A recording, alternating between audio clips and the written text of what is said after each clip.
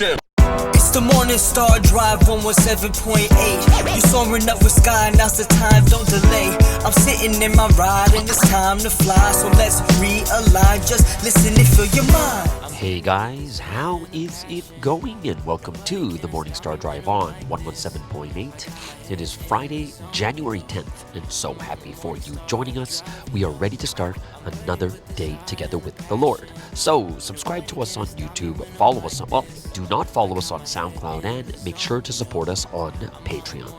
So today we have an exciting podcast for you. We have Until the End with Daniel Baker, and of course we have some commentaries, updates, and news on what is happening around the world in this history today. All right, so how are you doing, everyone? It is quite a hard and sad day because we know what happened yesterday, and of course official announcement will come out. Official announcement will come out tonight during the Friday prayer meeting. It'll be a live service, so that is something that we're all going to listen to for the final result for the Supreme Court. And most people do know what has actually happened also. But, I hope that everyone is not losing hope or being discouraged, but it is a time. We've been through something like this before, and hope that we'll be able to be even stronger and better than we were in the past too. So, what a tough day. If you haven't yet, please leave a like and comment to build our community. And just happy for everyone joining us every weekday on the Morning Star Drive. So let's get up and support each other each and every day. This week's Sunday message title, and how fitting it is, and some people may say it doesn't make any sense, but it's "He will triumph and triumph again. Those who are with him will also triumph." So it's actually quite a tough title to take in, knowing that, like knowing what happened with the Supreme Court, and we all know that we lost, right? We'll get more details later tonight, but he will triumph and triumph again. And this is one of the things that people did discuss during the first time that Sunday was put away. And it's like, well, can you be, like, some of these questions came up, like, can you still consider God to be a winner when the situation's like this, right? And I think a lot of us can also turn back to the time of Jesus and look at him and say, well, when you're in real time, right, you don't actually see what's happening in the future. Like, I know a couple people, I was talking to one of the second gens yesterday, and it was really, really comforting to hear what he was talking about. And he was telling me, like, he's been searching for a job for a year. And then, finally he got this place like 5 minutes away from his house, some biotech company, whatever it is. And he didn't get it, right? Like, he couldn't figure out why. He spent all of November just like so excited about this, but he didn't get it. And then he had another chance at like Amazon Korea. And then he didn't get that one either. And, he was like depressed for a bit, and he was like wondering what the heck is going on. He's been working hard. He hasn't had a job in an entire year. And then he went to the second gen retreat, and then he just kind of, his thoughts were able to kind of come together, and he realized, you know what, God, maybe that's not your will, right? Maybe that's not the will that God has intended for you. Right? And maybe it's not, maybe it's not for him to go to Korea. And he started thinking more reasonably again, but he's in such a good place right now. But, the thing that we talked about was, you'll never know what God's will is, or you won't know until the last outcome. When you finally get that job, then you will know, this is why God wanted me here. This is why God was working on this job for me here too, right? So that is something that when you look at, even for us, when we think about triumph and triumph again, like, what does that actually mean? Well, if you look at the time of Jesus, if you were living in real time when Jesus died on the cross, remember, what did the disciples do? They all went back to their own jobs, right? They thought it was over. So they thought it was over because Jesus died. And a lot of people may be thinking the same thing is like,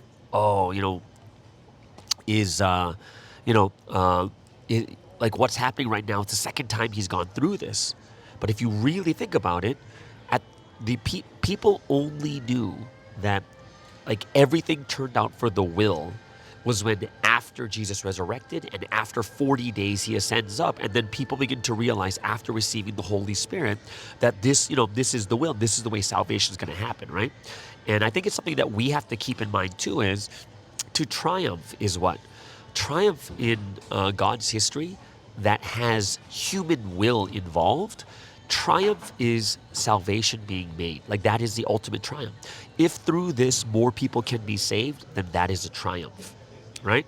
The one thing that a lot of people do forget is human free will. If we don't understand the free will aspect, what happens is we kind of sit there like, oh, why don't these people pass? Why? I work so hard. But then if you think that just because you work hard, someone has to pass, it means it takes out God's portion. It takes out free will too, where that person has to accept and do and take from his heart, this is what I truly, truly want to do, right? And he wants to believe. So that's something that we do have to, take into consideration also. But to triumph is to fulfill God's will. That is the ultimate thing. Right, that's what when they ask Jesus, like, Jesus, do you have any food? And he's like, my food is to do the will of God. That's my food. And for us too, what drives us and what makes us go through all the difficulties and different things is not for the result. Because when you look at the history, like the actual history of God, how many times has the result been that good when you're reading it in real time?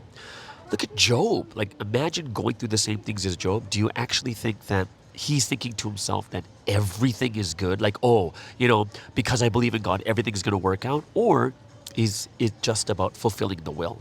And because the will is fulfilled, that's why he's able to do it, right? And that's the thing that drives him. Look at Sunseam too. Regardless of what happens, it's about fulfilling the will. That's the ultimate thing that matters more than anything else. And that's something I do believe that we have to consider also in our lives is when the tribulation comes, we got to receive it. God take it and then move forward with it too, right? God says he will triumph and triumph again. Triumph and triumph again, right? And he also said that those who are with him will also triumph, right? So, the triumph in the end, obviously, is going to happen is when we receive salvation, we go to heaven, the golden city and such, right?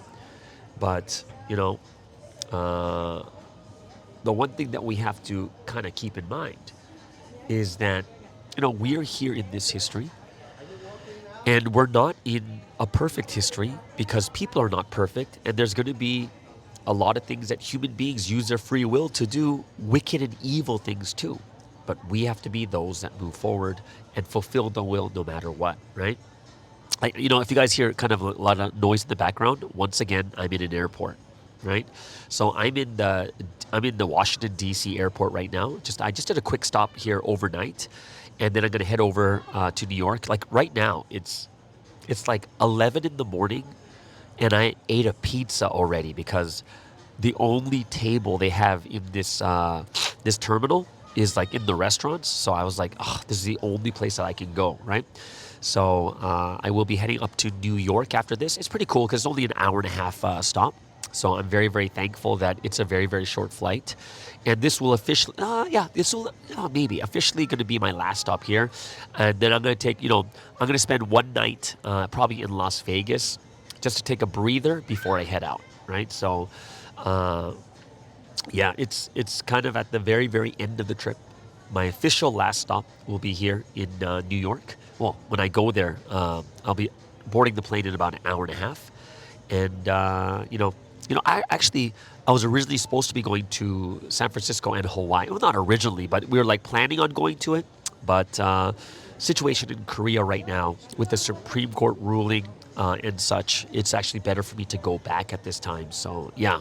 And, man, it was pretty crazy. Like I told you guys, I heard... I don't think this is how I got it. I was in the middle of Wednesday service, and then the text comes in saying, this is the result of the Supreme Court, we lost, right? Like I said, there's going to be, an official, an official, statement coming out soon. But, man, in the middle of Wednesday service, I see the text saying that was the ruling, and completely lost my concentration on the message. Like I was listening to the message, suddenly it just pops up on my screen, and you can read the top of it saying that I was like, oh my, and I couldn't even concentrate on the message anymore. It was pretty wild, and the first thought was like, man, I wonder what Sunseem's thinking right now. Like right at this moment, what is he thinking? What's he going through? And obviously, it doesn't give anyone any confidence, in the Korean justice system at all. And man, I was like, man, I wonder what God is thinking at this time. Like, what does he think at and you see all the craziness happening all over the world. Like, in Korea they had the military martial law come in, and then the next week you have a plane crashing, and then a couple days later another plane has a similar problem, but thank God it didn't crash. So we have all these things going on at the same time, and it kind of makes me nervous, to be honest. Like, what's going to happen next? What is actually going to happen? What is God thinking? And, I really hope that just because we stopped the prayer condition, I think Sunseem really needs our support. He really needs our empathy and our comfort. And, it's something I can't really fathom, like what he's going through right now. Remember, it was hard enough for the 10 years. Now he's going to do 7 more. It's almost double. And then he's in the middle of another trial. And that other trial might even add to it. Like we talked about this last week, when Sunseem said in a recent message, last week's message, Sunseem is basically, he's saying that a prison is not a prison. It's now become a place that's good, where he can, judge the world from that one place. And when I saw that, all of us were kind of thinking about it, like, is this really, does this really mean he already knows what's going to happen? And, like even this week's message is written the week before, right? So seeing this, like next week's message is going to kind of be, I think, either next week or the week after, we're kind of get the real feeling of what Sunseem's thinking at this time right now. We'll get kind of a real feeling of it too. So, and we can kind of get an idea, like already from last week's, that he's already predicting, he already knows what's going to happen. There's one message Sunseem gave to the leaders in December, and he said to the leaders, "Do not cry for me, cry for yourselves." And when I think about the situation now, man, it's kind of scary. Like now, really, really understanding the situation, and wow, it's not real until the sentencing comes. It doesn't really feel real. So, I hope everyone listens to the official statement that happens on the Friday night live broadcast, and I hope that you guys can really be able to really understand the full situation. But we all know Sunseem. Sunseem does not stop because of these things. Sunseem is going to continue because the will has to be fulfilled. Just because, think about Jesus. Even though Jesus went to the cross, he lost his body, the will did not stop. He was working in spirit. He evangelized Paul. He found the right people, right? So I hope that we're not going to get discouraged. We're not going to lose strength, but we have to keep the hope, and we have to think to ourselves is, even though Sunseem's there, what's the thing that he wants? Do you think Sunseem is there and he wants everyone to be discouraged and everyone stops running? Or do you think he's going to be the one that says, no, forget this, we got to do even better? And I hope that all the people will do even that much better for the future too. Do you know what I mean? Like, what do you think his mentality is going to be? And what do you think that is the thing that we should be doing, right? So that is something that I really hope that all of us can think about, pray about a lot too, right? And really pray about it. I got this question in the comment section, and it was an interesting question because I talked on, what day was it? Like Wednesday or Thursday about the Christian pastors that I met and I taught, and they already finished and they're already members, right? But they're the one guy's head leader of a church in Alabama.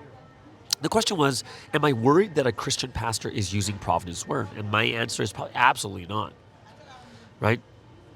I'm not worried about it at all. Like, what would there be, what is the worry from it, right? Like the word has to be preached, and sometimes people will be prepared by listening to the words early, right? That's why Sunseem even said that the words of providence eventually will be taught everywhere, like as a normal thing. And they're not going to all say that it's from Sunseem, but it's going to be taught everywhere. The Providence 30 Principles, it will be, right? Sunseem said a long time ago that that's actually going to happen, and it's it's going to be preparation for people to learn the word in the future, preparation for them to learn the word in the spiritual world too, right? What makes it even better about this Christian pastor that's using Providence word is he's a member. And he's wisely figuring out what's the best way to evangelize his congregation, or like what's the next step that he actually has to do, right? Either way. So that is something that I really, I was really thinking about. And I hope that all of us here can really get our hearts and our minds to think very, very carefully of what we should be doing, right? And, and what is the way that we need to run from this point on? Like with what heart, with what fervor, with what mentality and mindset do we need to run like this, right? Either way. So I just found out that my plane, it's not delayed, but they just changed the terminal. And what that means for me is now I need to go and take a shuttle bus to another terminal right now. So I am going to be heading off right now. But after the music break, we're going to get into Until the End with Andrew Baker. So I hope you guys really enjoy. So let's go with today's music break of the day.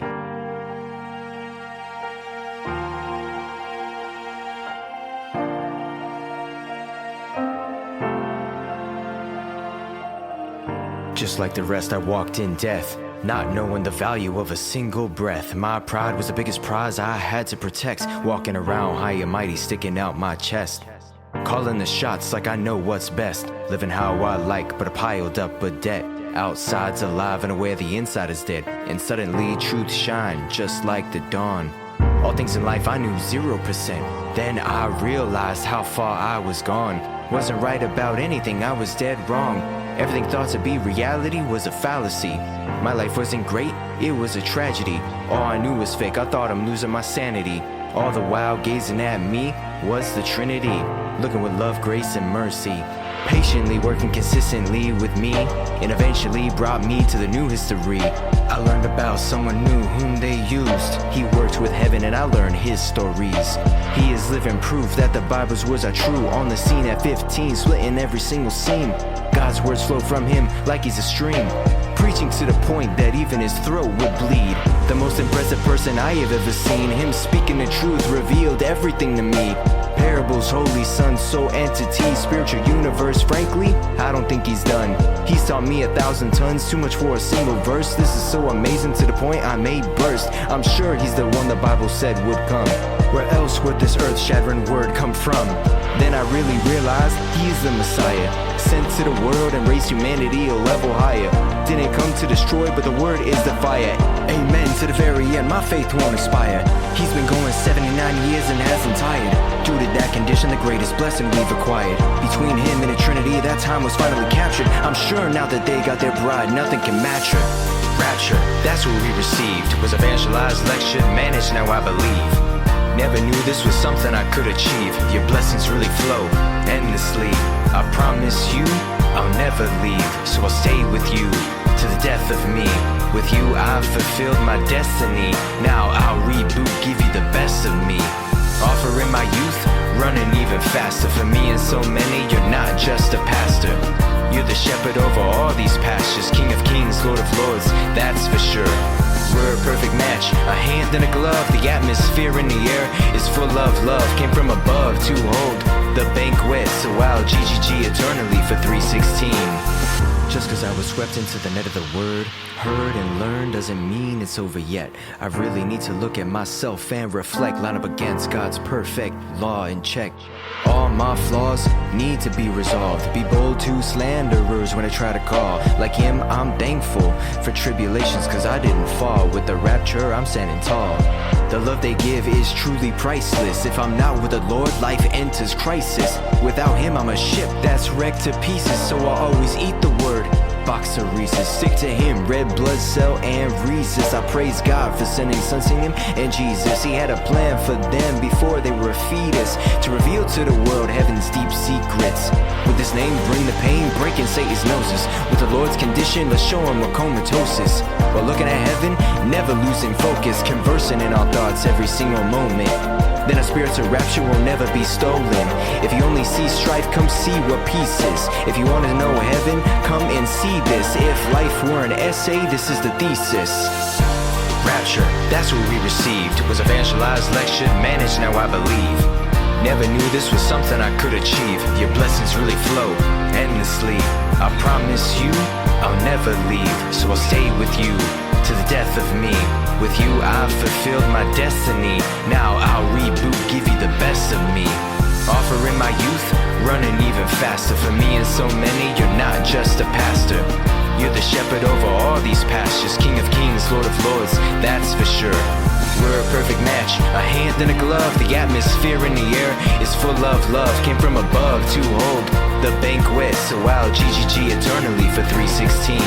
Remember, this wasn't given for free, so always hear the word and do good deeds. Praising those that saved us is an amazing thing, and live with them in love. 1 John 3:18. Be like him, always run on God's team. If you live like him, you'll surely succeed. Believe him, absolutely, and gotta let you pass. If you want the greatest salvation, walk this only path. Hello everyone, welcome back to the Do It Until the End podcast. I hope everyone has an amazing week with the Trinity.